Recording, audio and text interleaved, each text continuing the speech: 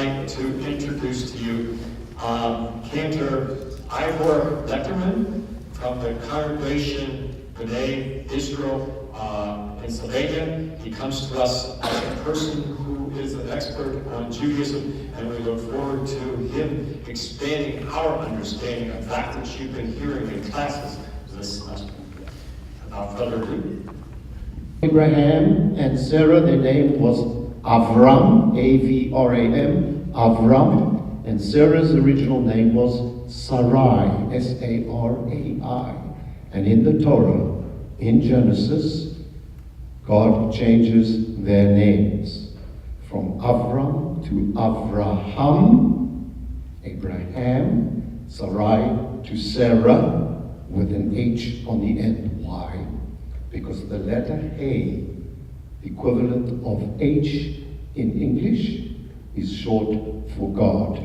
Now, let me show you God's name, one of God's names. By the way, in Judaism, God has over 100 names. For example, if God is called the Merciful One, that's one of God's names. If God is called the Place, Hamakom, that's one of God's names. This is how you write Yud-Hey, Vav-Hey, which in Christianity would be called Jehovah. In Judaism, we don't say Jehovah because we believe that we don't know what this stands for. But in actual fact, when you look at this word Jehovah in Hebrew, it's another one of these amazing words like Israel I just showed you. It is derived of three amazing words.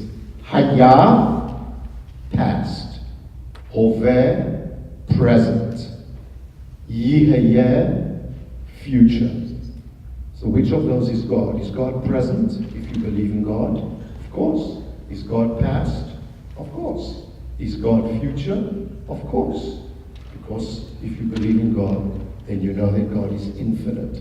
So this name, Jehovah, which we call Adonai, this means past, present, and future. Was, is, and will be. Now I'm going to tell you another amazing thing. So the first Jew, Abraham, Genesis chapter 12. In synagogues, we just read that story this past Saturday during our service. Synagogues all over the world follow the same reading which is prescribed. Entire Bible, 5 books of Moses divided into 54 portions, approximately one portion per week. But we use a lunar calendar. We don't use the Gregorian or Julian calendar, so we use a calendar of 354 days, not 365 days. God says to Abraham, Lech lecha, go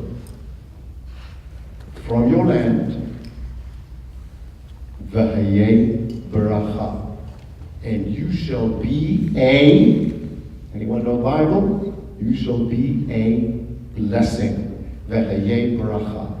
You shall be is actually the same word as Jehovah, as Yehovah, which we call Adonai, spelled exactly the same way. So Abraham's name is changed to Abraham because he embraces God, and we as Jewish people are descendants from Abraham, who I would suggest to you is one of the greatest people in all of history. You can't say one man is the greatest man in history, although Christians would probably say Jesus is the greatest man in history, but then Christians would say Jesus wasn't a man, he was a Messiah. Divine birth, immaculate conception, he wasn't a man. Why would I say Abraham is one of the greatest people in all of history, one of the most influential? Because he brought the world the concept of God. He brought the world the concept of monotheism. And he was the one who was willing to take a risk.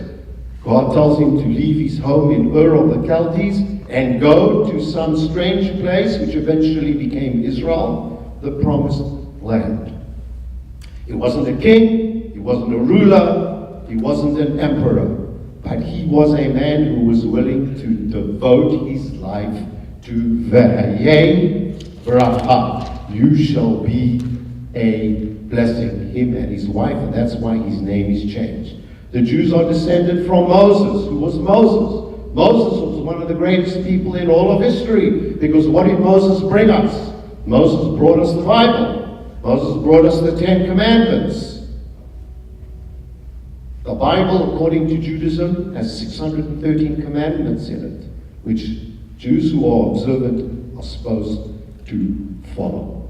The Jews are descended from King David. King David, I would suggest to you, is probably the most musical of all rulers. He was a great king. He was a great warrior. He beat Goliath when he was a young man. You all know that story.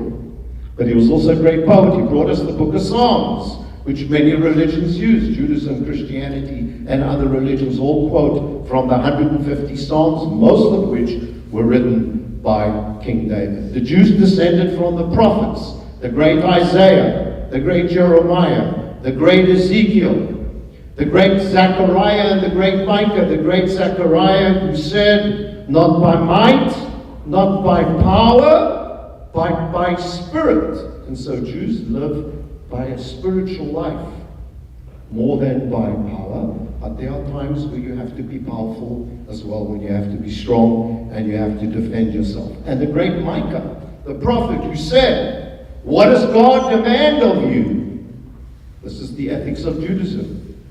Ki imasot mishpat, do justice, va'ahavat chesed, and love kindness, va'hatzneya lechet im Elohecha, and walk humbly with your God. That was the Jewish prophet Micah. Some of the most famous people in the world have been Jews. Can think of a few. About Albert Einstein, Jonas Salk, polio vaccine, creators of Hollywood. Any of you on Facebook? Any of you on Facebook? Nobody put their hand up because everyone's on Facebook. It's a dumb question. Anybody Google? Okay, who created Google? Sergey Brin, Jew. Who created Facebook?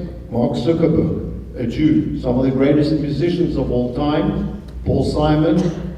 Is that before your time? Of course it's before your time. But Paul Simon, Art Garfunkel, Barbara Streisand, Bob Dylan, Leonard Cohen, who died not long ago. Any of you have Waze in your car? W-A-Z-E, Waze, Yeah. created in Israel? Very interesting. Okay.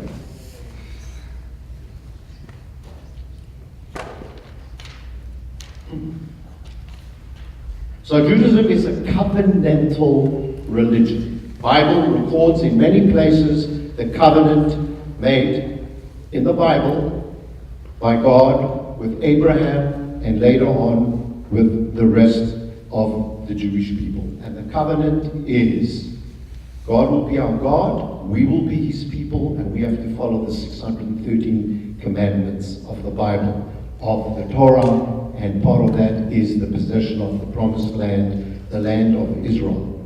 But very, very important,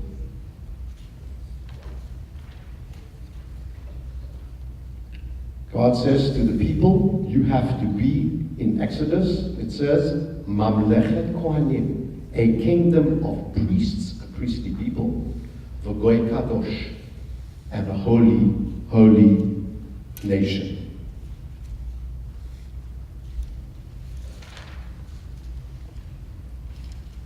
Judaism is at least twice as old as Christianity, at least 3 times as old as Islam, but it's a very small religion. How many Jewish people do you think there are in the whole world? Maybe 14 million people. Nobody knows exactly. Maybe 14 million people. You know how many Christians there are in the world? There's over 2 billion Christians in the world. How many Muslims are there in the world? About 1.5, 1.6 billion Muslims in the world. A lot of Hindus, billions of Hindus. And Buddhists, probably 1 billion Buddhists. There's only maybe 14 million Jews in the world. But Judaism is a religion that emphasizes morality. Think of the laws of the Bible, think of the 10 Commandments. It emphasizes chesed, kindness. It emphasizes morality. It emphasizes righteousness, tzedakah. It emphasizes rachamim, mercy, because we say right at the beginning of the Bible, that you and we, human beings, are created, B'Tselem Elokim. We are created in God's image, just as God is merciful, and God is kind, and God is righteous. There are 13 attributes that the Bible mentions in Exodus that God is. El Rahum V'Chanun Erech Apayim, kind, merciful, and so on and so forth. Human beings are supposed to imitate God. Now, is this exclusively for Jewish people? Judaism does not believe that. Judaism believes that the Bible was given to the entire world. And there are specifically 7 Noahite laws from Noah. You all know who Noah was, who survived the flood. We believe 7 laws very similar to the 10 Commandments were given to Noah. And we believe that if non-Jewish people observe the 7 Noahite laws, they will be saved, they will be redeemed, they will go one day when they die to heaven. They will be redeemed. They will go to Olam Haba, the world to come. In other words, Judaism does not believe that exclusively you have to be Jewish in order to be saved, in order to be redeemed, in order to merit the world to come. Now, Judaism does not believe that you live your life in such a way that the next life will be a better life. You're supposed to concentrate on this life. You're supposed to concentrate on tzedek, tzedek, tiradov. Righteousness, righteousness shall you pursue. That's what you're supposed to do. Judaism teaches that you should have sympathy for the oppressed. Why? Because the Bible tells us over and over again, Ki gerim heyitem be'eretz Mitzrayim. You were slaves in Egypt. Why did God send us to Egypt to be slaves? Originally it was supposed to be 400 years, but we believe God had mercy on us and let us out after 210 years. Because if you've been a slave, therefore you shouldn't enslave somebody else. You shouldn't treat somebody else that way. Judaism is a religion of discipline and of habit. A Jew is supposed to pray 3 times a day, on the Sabbath, Saturday, and on holidays 4 times a day. 4 prayer services. It is a religion that encourages restraint. For example, on the Sabbath, we take the Sabbath very, very seriously. We're supposed to cease doing most mundane activities. No social media. Can you imagine? No texting. Can you imagine? No cell phone. Try it. Try your Sabbath. Whatever day you believe the Sabbath is, Saturday, Sunday, Friday. Try it. We try not to do it except in an emergency if it's absolutely urgent.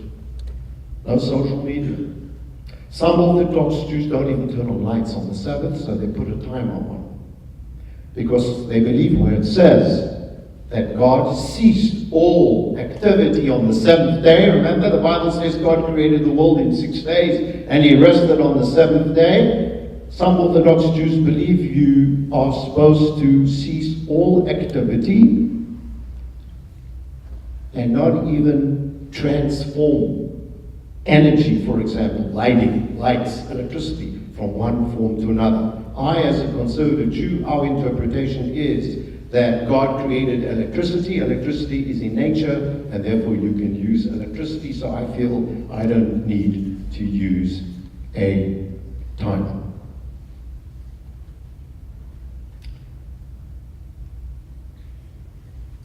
In Judaism, the mind is considered very important. The Jewish people actually have a name called Am HaSefer, which in Hebrew means the people of the book, because wherever we went, we took the Torah with us, we took the Bible with us, and always were a very studious people. We always studied the Bible.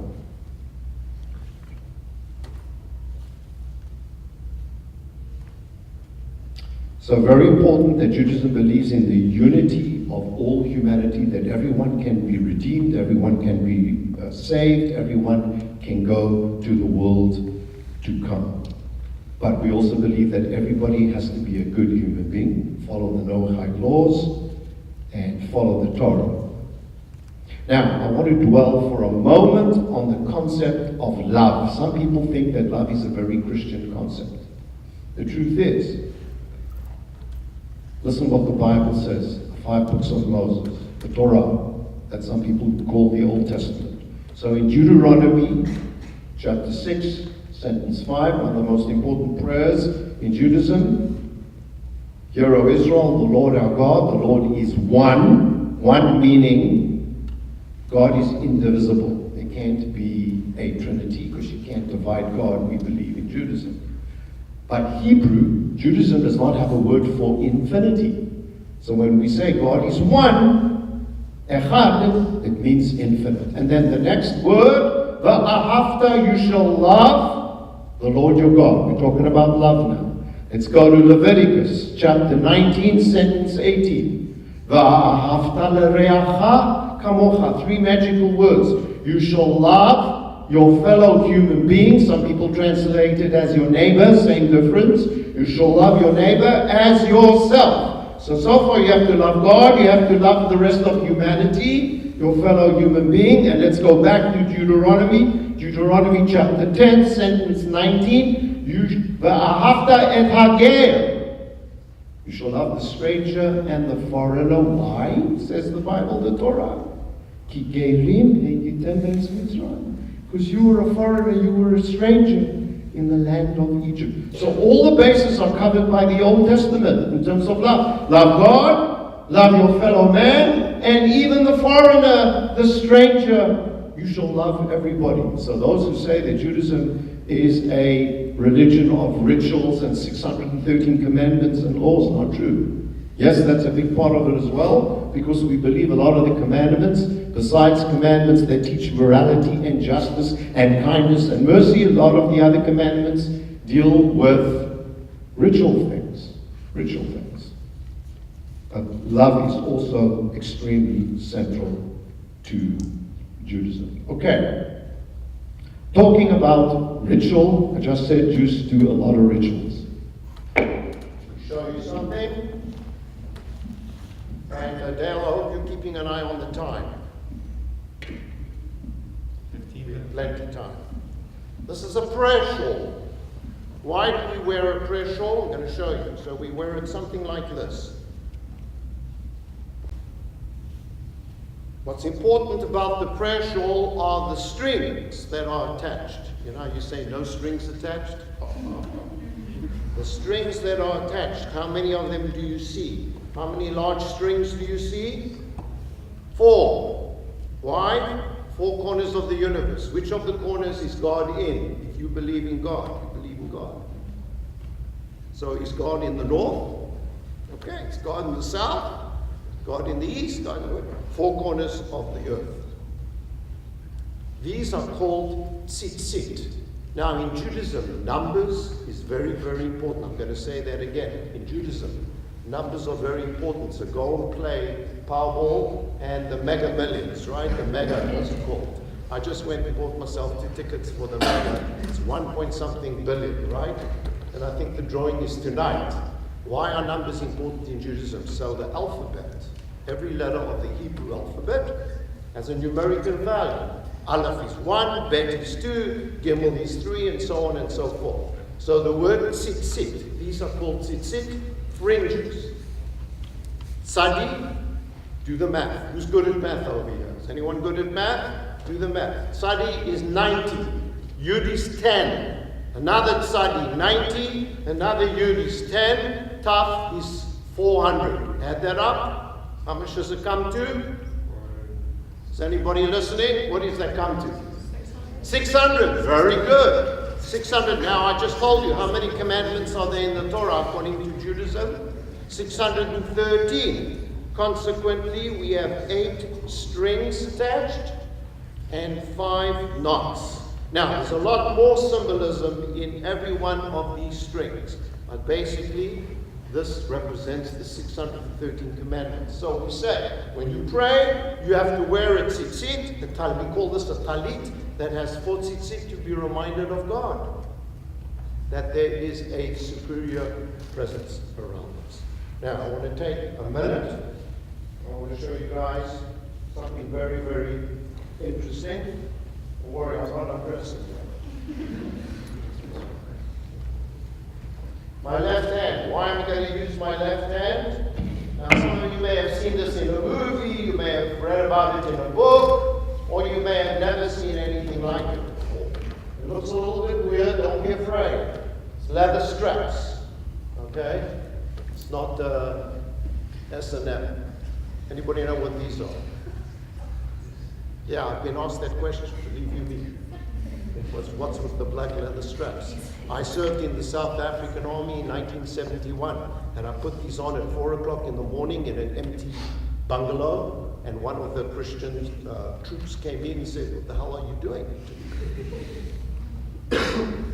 Asked me what it is. When I explained it to him, he was flabbergasted. Let me read you something. If I can find it here, yeah, I shall find it.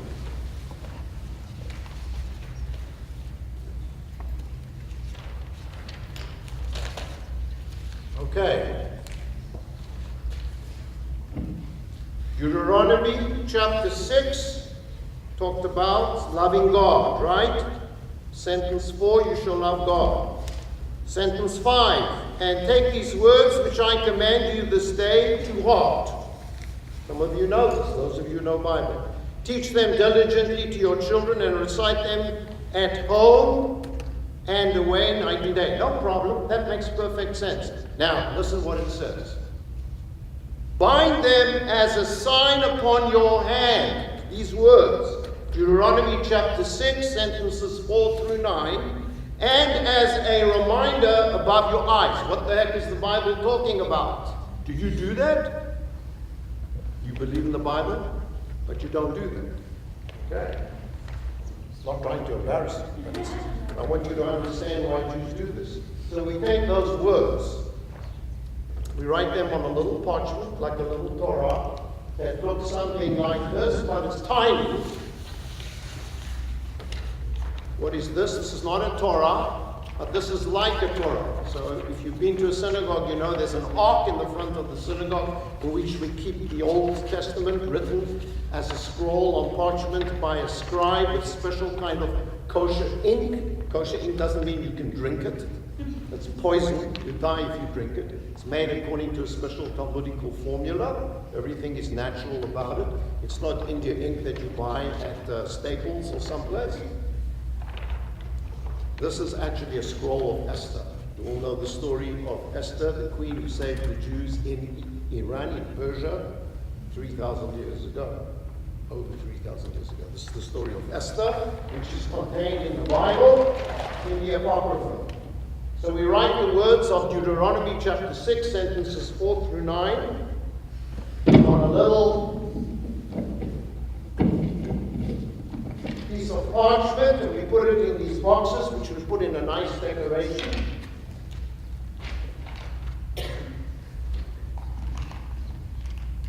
I'll show you real quick how we do this. Why is it leather? Why is it made out of leather? It's a reminder of slavery. Once you were a slave in Egypt, so don't abuse any other people. Why your left hand? Anybody over here know biology? Where's your heart? It says take these words to heart, which I teach you. Now I'm going to bind it around my left hand. Now if I'm a lefty, I can put it on my right hand. I'm going to bind it around here 7 times. Why 7 times? God created the world. The Bible says in 6 days and rested on the 7th day. Represents the presence of God. And then it says, and make them a sign between your eyes. Well, if I put this box between my eyes, I'll be blind and I'll look really stupid. I know some of you might think that this looks stupid anyway, but this is what we do. We believe in it. This is how you bind it as a sign between your eyes. And then I bind it around my finger. And for those of you who know Hebrew, this letter is the letter Shin, S-H. Shin, and it stands for one of the names of God in the Bible. Has anybody heard of Shaddai? El Shaddai. Bible, God says, I am El Shaddai, one of God's names. There's the Shin, which represents Shaddai. Interesting. So this is what we do in terms of ritual. Why black? Why isn't it pink? Why isn't it yellow? You're wearing some yellow and some green. That's a beautiful top. Why don't I make my tefillin? This is called tefillin. Why don't I make my tefillin in green, yellow, pink? You know why? Well, we said a reminder of straps. It's a reminder of slavery in Egypt. Black is also the most dominant color. If you mix colors together and you put some black in it, the black always emerges.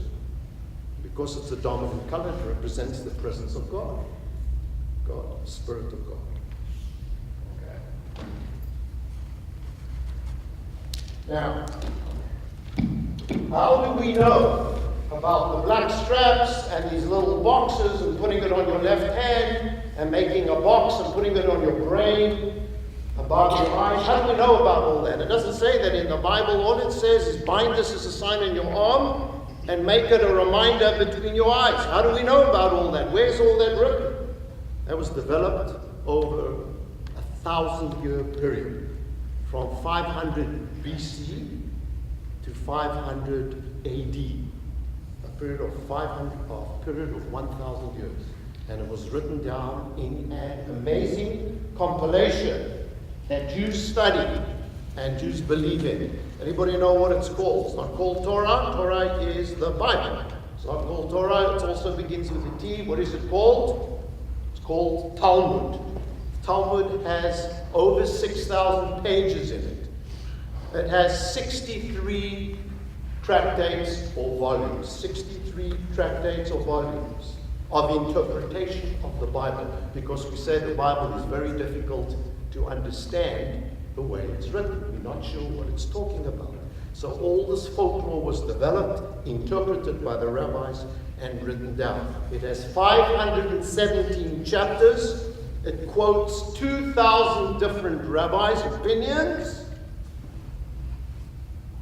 And as I said, it took 1,000 years to develop until it was canonized, sealed, and written down in those 63 volumes.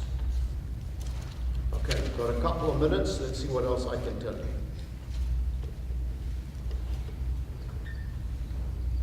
Anybody know why we circumcise a Jewish boy when he's 8 days old? Well, Torah tells us, the Bible tells us to do that in Genesis chapter 17. But why? It's very interesting. What do we do to girls? Nothing. Go have a little ceremony, a party, say a couple of prayers, sing a couple of songs. We give the girl a Jewish name. A boy has the same ceremony, but he has to undergo surgery. Why? Because men, boys in Judaism need a reminder about the presence of God. Girls are born with an innate, we believe, with an innate understanding of the presence of God. They don't need any physical reminders. Men in Judaism says, need physical reminders. Another very important point about Judaism. Have you ever had somebody come and knock on your door and say, I am Jewish, what religion are you? I want to convert you to my religion because I want to save you. Have you ever experienced that in your life? Never. Have you ever had a Jewish friend say to you, hey, I'm Jewish, it's real cool, you should give up your Muslim religion or your Buddhist religion or your Hindu religion or whatever you practice, and you should convert to my religion because my religion is cool, and if you practice my religion, you'll be saved? Have you ever heard a Jew say that to you? No, because I said to you, Judaism believes that everybody can be redeemed as long as they follow the laws of the Bible. The 7 Noahide laws, from which many other laws are derived. So we don't proselytize. But does anyone convert? Of course, I convert a lot of people. Someone comes to me and they're sincere and they want to convert. Of course I'll convert them if they're sincere. We do convert, but we don't proselytize. We don't go running out looking for converts. It's one of many reasons. Judaism is a small religion. We don't proselytize.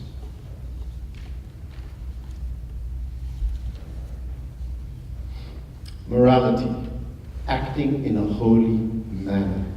If you said to me, give me a slogan of Judaism, I would say to you, Leviticus 10:10 and Leviticus 20:26. Kedoshim tihayu, You shall be holy, ki kadosh ani Hashem Elokechem, because I, the Lord your God, am holy. Now, so how do you act holy? Comes the whole Bible with its 613 laws, and the Talmud with its volumes and volumes of interpretation. Then there is a beautiful compilation of the Talmud, which we call Pirkei Avot, Ethics of the Fathers, and it's actually contained in the Mishnah being part of the Talmud. So the Talmud has two parts, the Mishnah, written in Hebrew, and the Gemara, written in Aramaic. By the way, what is Aramaic? A language similar to Hebrew that used to be spoken by all the nations in the Middle East thousands of years ago, including Jesus. Aramaic was the language that Jesus spoke. It's very similar to Hebrew, but it's not exactly the same. So the Gemara part of the Talmud is written in Aramaic. And there is a part called Ethics of Our Fathers. There are 6 chapters. Chapter 1, verse 2. I'll read you verse 1 as well. Verse 1, Moses received the Torah from God at Mount Sinai. He transmitted it to Joshua to the elders of the people, the elders to the prophets transmitted it to the men of the great assembly, great rabbis, who transmitted it to us. And they said, this is number 1, law number 1, or ethical statement number 1. Be cautious in rendering a decision. The very first thing is about courts of law. What happens when you have a court case? Telling judges to be honest, to be careful, the very, very first thing. And then it says, Simon the righteous, Rabbi Simon, was one of the members of the Great Assembly, and he had a favorite teaching. His teaching said the world rests on 3 things: the Torah, meaning the Bible; Avodah, meaning work, or work towards God, some people say; and finally, Gemilut Chasadim, deeds of loving kindness. So if you ask me, what is a Jew supposed to do? A Jew is supposed to practice deeds of loving kindness. So why do we study Torah? Why do we spend so much time studying Talmud, the Bible? Because we say it leads to all these things. Final thought. It's negative, but it's positive. You all heard of Hitler, right? You all heard of Hitler? Do Jews like Hitler? Did he like us? Not at all. You know what Hitler said about the Jewish people? One of the reasons that he hated the Jewish people, he said the Jews are the conscience of the world. And then he went on to say Nazism has no conscience. Because what's the philosophy of Nazism? Blood and soil, land, country, right? Blood, pure blood, Aryan blood, and soil and country before anything else. And the Jews are the conscience of the world. One of the reasons he wanted to get rid of the Jews. Okay, it's time for questions. There's a lot of information we didn't get to, a lot. But there are a couple of other interesting things I'm going to do before we pack this up. Questions, please. And do not be embarrassed. There are no stupid questions, please. See what you get for sitting in the front? You get to go first, because I noticed you. Yeah. So if they convert, do you feel that they are descendants as well? Or? They become, great question. Those who convert, are they like descendants? Yes, absolutely. They're more than accepted. We love our converts, and they're treated the same as everybody else. The only thing is you can convert to being a Kohen priest or a Levite. That's by birth. You become an Israelite, which is at least 90% of all Jewish people are Israelites. There's a process. You go to a cantor, a rabbi, a synagogue, an institution. In my synagogue, it takes about a year.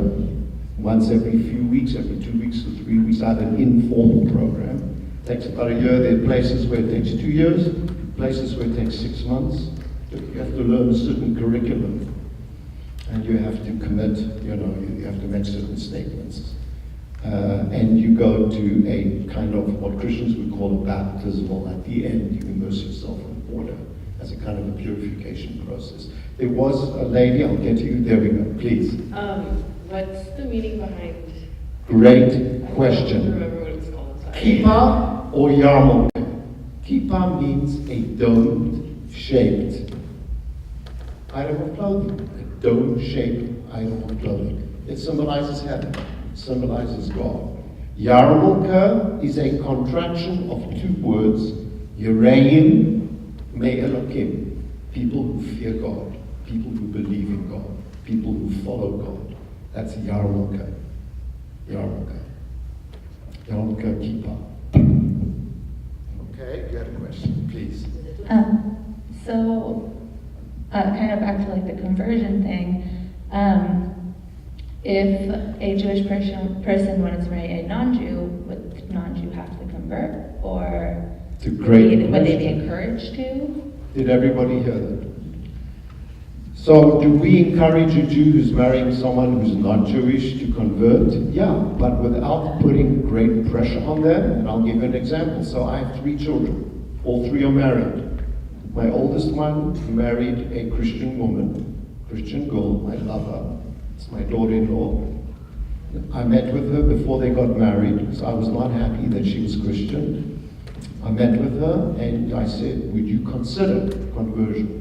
This was with my son's permission. That was the whole conversation. She said, I'm very comfortable in my Christianity. I'm not particularly devout. I don't go to church all the time. But I was born Christian. My parents are Christian. My brothers are Christian. And I'm very comfortable being Christian.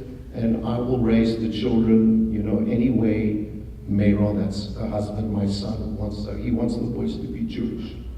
So they're not particularly religious, but the boys will be raised Jewish. So I circumcise them. They have Jewish names. They will become bar mitzvah when they're 13, and they will be Jewish. But she's comfortable being Christian, and I'm accepting of that. This is my son's choice. My second and third children are both married to Jews. I think it's perhaps just a coincidence. I raised all 3 children religiously. They all went to Jewish day school, afternoon religious school, Sunday school. They were all raised the same way. They all have the same knowledge. One married a Christian, the other 2 married Jews. That's the world we live in today. A lot of people feel very comfortable marrying people of other religions. As long as there's respect, mutual respect, it's okay. Yeah, great questions, guys.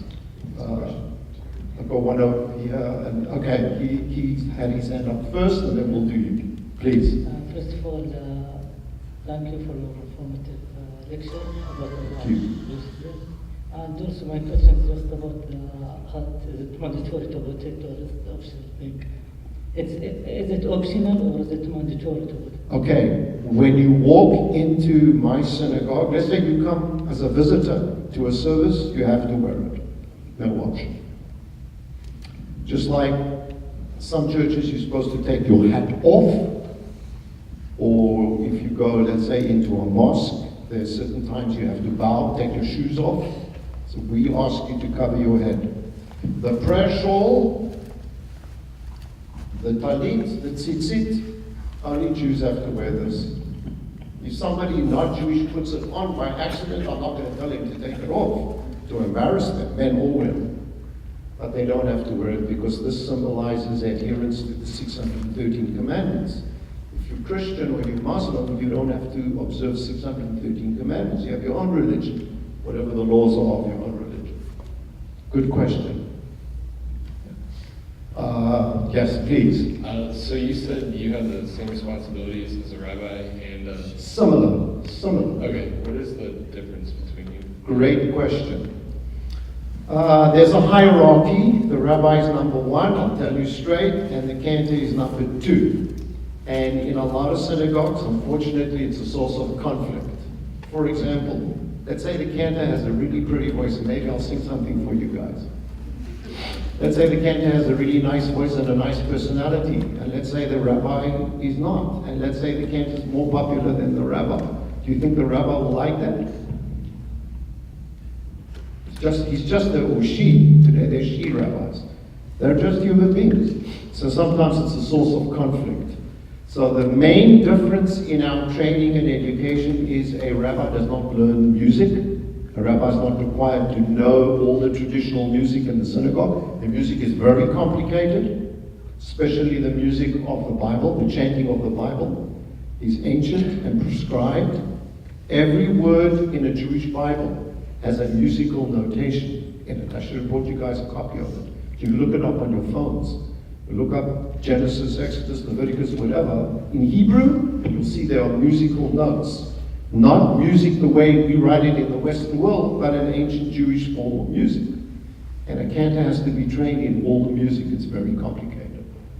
So I had to have a similar training to a rabbi. I had to learn Torah, I had to learn Talmud, law, all that stuff, plus music. I had to develop my voice and train as a musician. So I would say to you, don't quote me, but I would say to you, it's harder to be a cantor than a rabbi. And then you become the number two, the number two person, you know? And a lot of congregations don't employ a cantor because they can't afford. It's like having two priests in a church. How many churches can afford two priests in today's age? A lot of congregations don't have a cantor. And they just have congregants kind of fake the music as best as possible. Please. Sorry, I have a question about the meaning of the word guru. Guru. Like Say that again. G-U-R-U. Guru. G-U-R-U. I mean, There's a word. There's a word gur, G-U-R, which is Jacob's blessing to his son Judah. We talked about the Jews being descendants of Judah, Jacob's fourth son. When Jacob blesses each of his sons, he says to Judah, Gur Aryeh Yehuda. That means live, to live. He says, the Lion of Judah will live forever. So that's what Gur means. And that's why we say we're descendants from Judah, and we believe we are an eternal people. Small people, but an eternal people. Ancient, eternal people. But guru is the plural of guru. So I'm not sure exactly what you mean. Guru. Guru means to live, to endure, to survive. Please. I guess my question was, you said that you know for a fact that you're a Levite. How do you verify your lineage, or is it just tradition? Today they do genetic testing. I have not been genetically tested, but a lot of people have. And if you are genetically the same as a Kohen, a priest, because the priests were created out of the tribe of Levi, then you know it's bona fide, you know it's real. So how do you find out? You find out from your father found out from his father. And in the cemetery, on the gravestones, where it writes your name, for men, it'll say if you're a Kohen priest or if you're a Levite. So you can verify at the cemetery. So it's been passed down from generation to generation. It's a really good question. But today they do genetic testing, and they have found that the Levites and the Kohanim, the priests, have the same genetic markers. Because if you remember the history of the Bible, Moses, his father and his mother were both Levites. They were both from the tribe of Levi. So Moses, his brother Aaron, and his sister Miriam were all born to the tribe of Levi. And then God created out of Aaron, Moses' older brother, he became the high priest. So the Kohanim, the priests, were created out of Levi, because Aaron was born a Levi. So genetically, somebody named Cohen and somebody named Levi who are Jewish should have the same genetic markers. And they, very often, those that have been tested, have found that to be the case. It's pretty amazing. Now with genetics, DNA. We'll do you and then we'll do you. I was just wondering about, are there situations where women would cover their heads as well? Great question. Do women cover their heads as well? So our custom, since it's a very ancient custom, by the way, there's nothing in the Bible about covering your head. Even in the Talmud, with its 6,200 pages, 6,200 pages, there's almost nothing about it. It's a custom.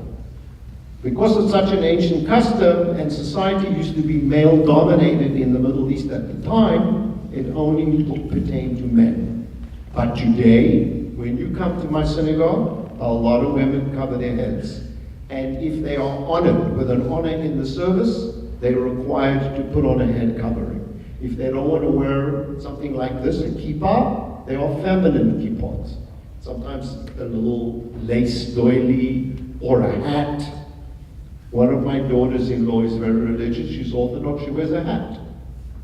Covers her hair all the time. And by the way, she wears a wig. Because Orthodox women, very Orthodox women, like some Muslim women, do not expose their own hair to anybody except their husbands in public. So my daughter-in-law, who's very Orthodox, she wears a wig. It's a very pretty wig. You can't even tell it's a wig. Doesn't expose her hair to anybody except her husband or close relatives. Like when I visit, she'll take a wig off. I'm her father-in-law. But when she goes to work, when she goes out in the street, her hair is covered. So women have to cover their hair out of modesty. And if they receive an honor in the synagogue to go up to the ark, to open the ark, take up the Torah, things like that, they have to cover their head. Please. Okay, I have two questions. My first one is, does Jesus have a significance in the Jewish religion? Great question. So let's deal with that question first. So Judaism believes, and I'm going to answer this very simply, it's a little complicated. Judaism believes that Jesus was born a Jew, died a Jew. That Christianity was created later by Peter and the disciples, and so on and so forth.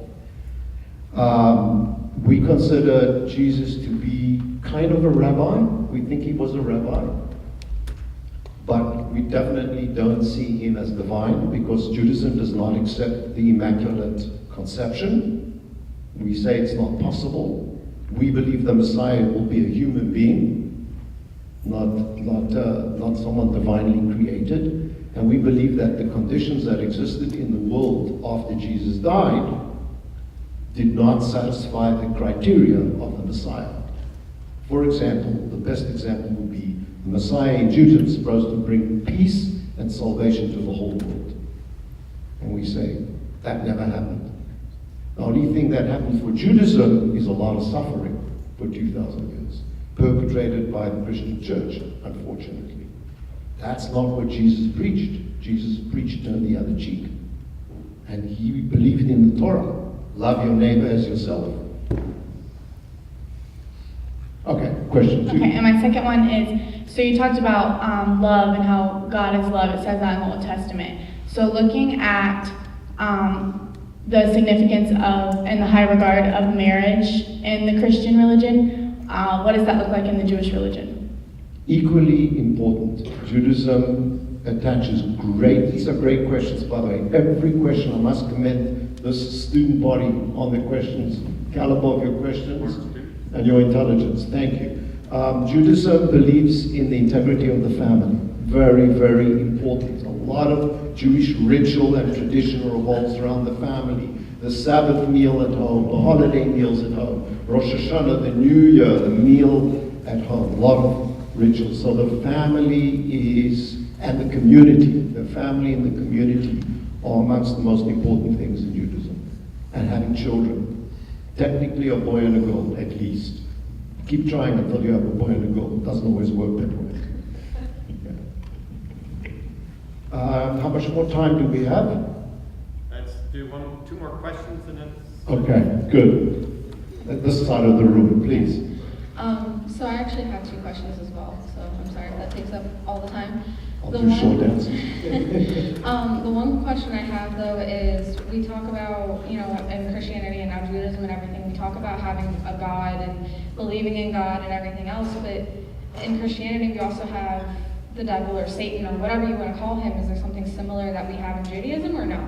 Great question. Another great question. So right in our prayers that we recite daily, in fact it's in the evening prayer, it says, remove Satan from us, O God. So Satan is actually not a Christian concept, it comes from Judaism. Except in Judaism, it's a very obscure concept. We don't know what it means. And the way we explain it is basically evil inclination. Being bad, remove that from us. So there's not a big concept of Satan, but the actual word Satan is a Hebrew word Satan. S-A-T-A-N, Satan, and it's in our daily prayer services. Pretty amazing. As a matter of fact, on the Jewish New Year and the Day of Atonement, the holiest days of the Jewish year, I, as the cantor, do a very special prayer. And in that prayer, I say the same word, "Oh God, remove Satan from me, so that Satan doesn't prevent me from representing my congregation in appropriate prayer." And when I say that word, the tradition is to sing very high, very loud. We ask,